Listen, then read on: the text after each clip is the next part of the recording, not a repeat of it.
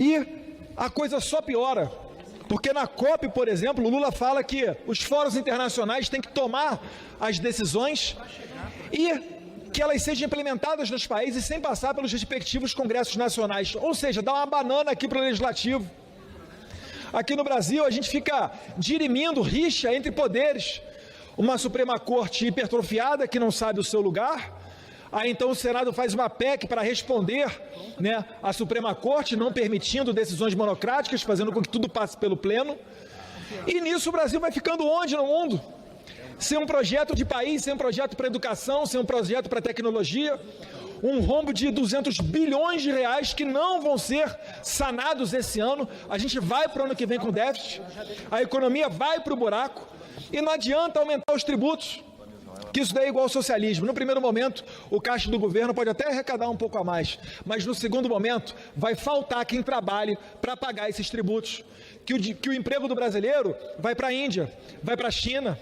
E pior ainda mais quando um governo vassalo desses globalistas resolve colocar na reforma tributária ou arcabouço fiscal ou em qualquer projeto ele encontre margem para fazê-lo, ele encontra espaço para tentar colocar políticas ESG. ESG basicamente é o seguinte, para resumir a história. Os europeus e os países desenvolvidos decidiram criar uma plataforma protecionista e estrangular outras economias. Então o Brasil, que poderia estar voando, se seguisse o exemplo dos países da Eurásia, muito mais pragmáticos, não. A gente vai botar uma bola de ferro no nosso próprio pé, inventada principalmente pelos europeus, onde não tem uma discussão racional sobre meio ambiente, e o Brasil vai ficando para trás. Esses mesmos europeus que fizeram um plano sensacional de fertilizantes e agricultura orgânica, e foi implementado no Sri Lanka.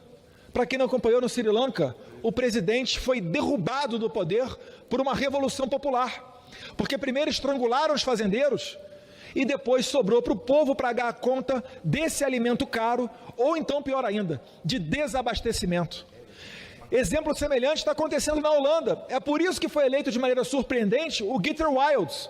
Pouco se fala aqui no Brasil nessa mídia dominada pela esquerda. Mas o que aconteceu na Holanda?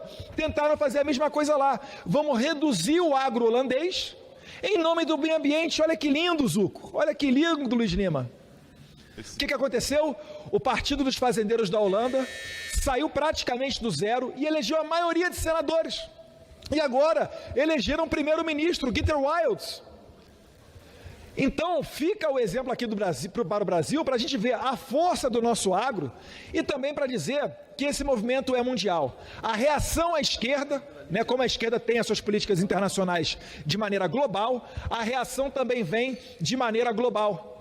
É Trump nos Estados Unidos, Bolsonaro no Brasil, Geert Wilders na Holanda, os amigos do Chega, do André Ventura em Portugal, o Vox com Santiago Abascal, presidente caindo no Sri Lanka e agora Javier Milei aqui na nossa Argentina.